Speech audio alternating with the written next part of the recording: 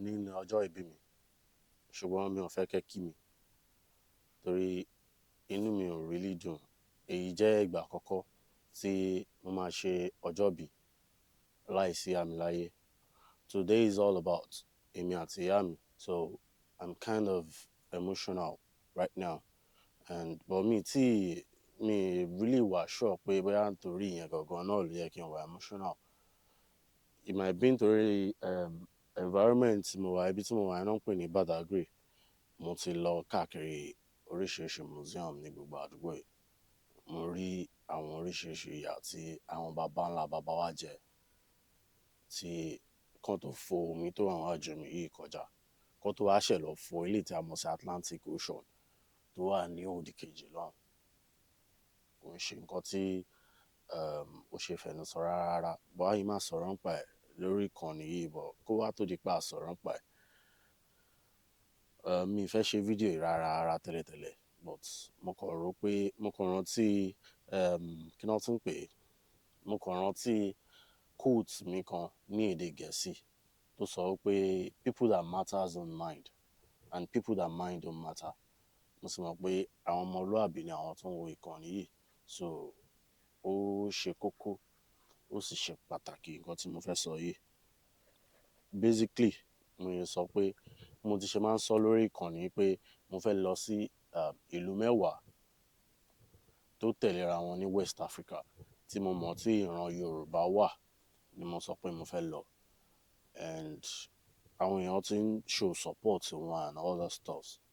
But this time mo fẹ́ sọ fún yín pé máa cross the border in the first border, which is from Nigeria to Benin Republic, within the next 2-3 hours. Màá wà ní Benin. Ó possible gan kó jẹ́ pé ìgbà tẹ́ bá fi ń wo fídíò yìí, Benin Republic ni màá ti wà ní ìgbà náà. Ṣùgbọ́n mi fẹ́ kí journey kan tàn sí Benin Republic because mo fẹ́ lọ sí Sabẹ́, mo fẹ́ lọ sí Popo, mo fẹ́ lọ sí Ketu, mo fẹ́ lọ sí mo ti gbàgbé orúkọ kan tó kù, mo fẹ́ lọ sí Wida, mo fẹ́ lọ sí Port Novo. Àwọn ibi márààrún yẹn mo fẹ́ lọ síbẹ̀. And gbogbo ibi márààrún yẹn ló ní history Yorùbá gidi.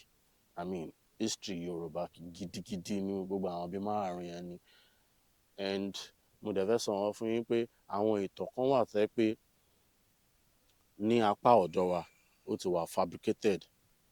Ibi tá ti lè rí ìtàn náà ní ojúlówó. Irú town tí mo wà yìí nísìnyí báyìí, Badagry, àtọ̀yọ́ lọ́pọ̀lọpọ̀ ẹbí ti wá, wọ́n ti ṣẹ̀ wá síbí báyìí, which is Nigeria. Nigeria náà níbi tí mo ṣe wà yìí.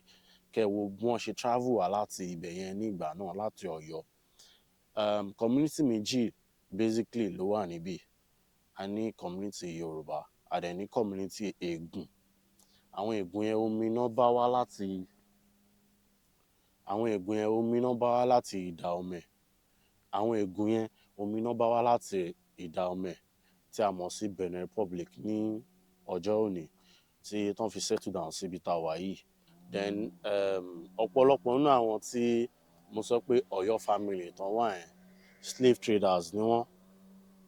A dẹ̀ mọ̀ ìtàn slavery dáadáa. Tá bá tiẹ̀ mọ̀, mo promise yín pé mo ti document àwọn ìtàn yẹn dáadáa tí mo sì máa fi hàn wá immediately lẹ́yìn fídíò yìí tí ò bá jẹ́ èní yìí á jẹ́ ọ̀la. Ṣùgbọ́n nǹkan kan tí mo máa fẹ́ kẹ́ mọ̀ ni pé ká tiẹ̀ kọ́kọ́ gbé gbogbo ìtàn tí mo sọ látàárọ̀ sílẹ̀.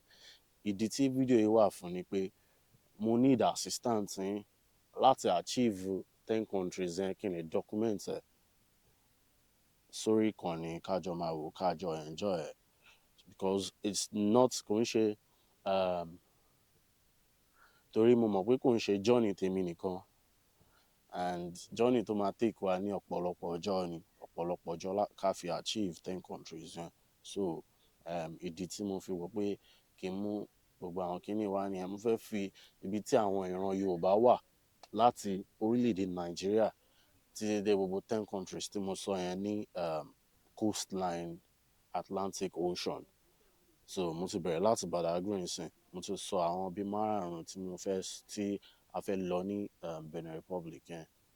Then a máa move lọ sí Togo, from Togo to Ghana, Ghana to Ivory Coast, Ivory Coast to Liberia, Liberia to one other country, then Senegal to Sierra Leone, Sierra Leone to Gambia, 10 countries, sha.